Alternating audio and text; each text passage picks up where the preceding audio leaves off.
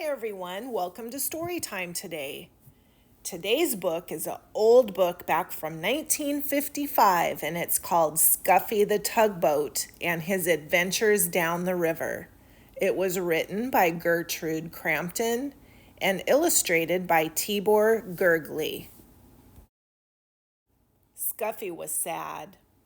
Scuffy was cross. Scuffy sniffed his blue smokestack. A toy store is no place for a red-painted tugboat, said Scuffy, and he sniffed his blue smokestack again. I was meant for bigger things. Perhaps you would not be cross if you went sailing, said the man with the polka dot tie who owned the shop. So one night he took Scuffy home to his little boy. He filled the bathtub with water. Sail, little tugboat, said the little boy. I won't sail in a bathtub, said Scuffy. A tub is no place for a red-painted tugboat. I was meant for bigger things.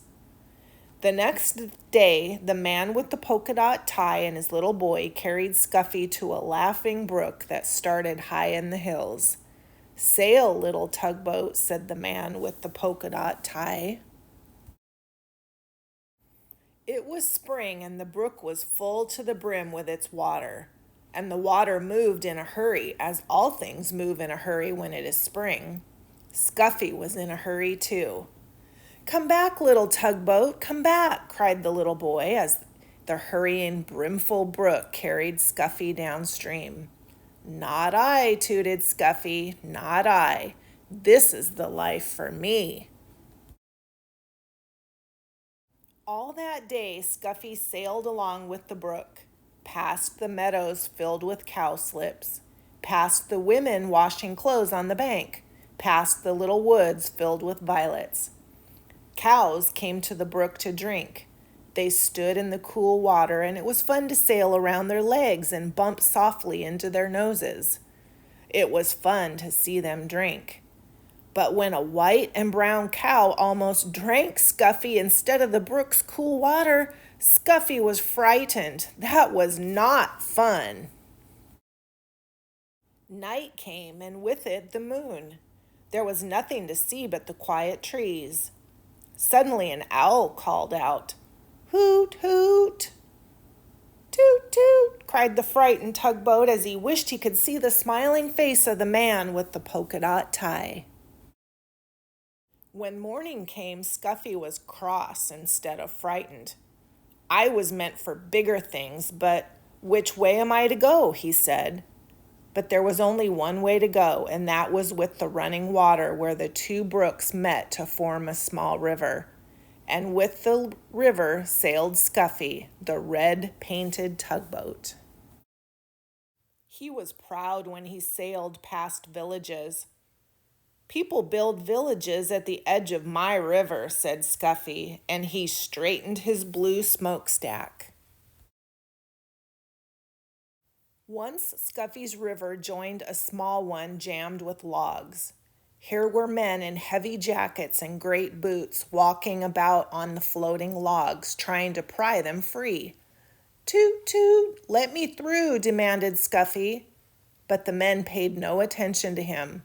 They pushed the logs apart so they would drift with the river to the sawmill in the town. Scuffy bumped along with the jostling logs.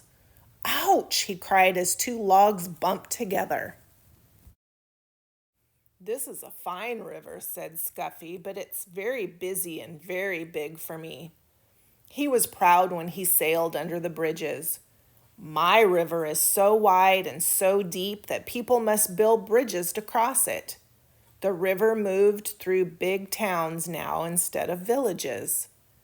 And the bridges over it were very wide enough so that many cars and trucks and streetcars could cross all at once. The river got deeper and deeper. Scuffy did not have to tuck up his bottom. The river moved faster and faster. I feel like a train instead of a tugboat, said Scuffy as he was hurried along. He was proud when he passed the old sawmill with its water wheel. But high in the hills and mountains, the winter snow melted. Water filled the brooks and rushed from there into the small rivers. Faster and faster it flowed to the great river where Scuffy sailed. "There's too much water in this river," said Scuffy as he pitched and tossed on the waves. "Soon it will splash over the top, and what a flood there will be." Soon great armies of men came to save the fields and towns from the rushing water. They filled bags with sand and put them at the edge of the river. "They're making higher banks for the river," shouted Scuffy, "to hold the water back." The water rose higher and higher. The men built the sandbags higher and higher. Higher went the river, higher went the sandbags. At last the water rose no more. The flood water rushed onto the sea, and Scuffy raced along with the flood. The people and the fields and the towns were safe. On went the river to the sea. At last, Scuffy sailed into a big city. Here the river widened, and all about were docks and wharves. Oh, it was a busy place and a noisy place. The cranes groaned as they swung the cargoes into the great ships. The porters shouted as they carried suitcases and boxes on board. Horses stamped and truck motors roared. Streetcars clanged and people shouted. Scuffy said, "Toot, toot," but nobody noticed.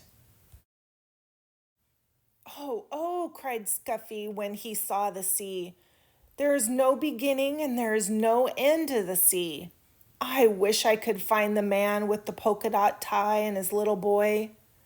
Just as the little red-painted tugboat sailed past the last piece of land, a hand reached out and picked him up, and there was the man with the polka dot tie with his little boy beside him. Scuffy is home now with the man with the polka dot tie and his little boy. He sails from one end of the bathtub to the other.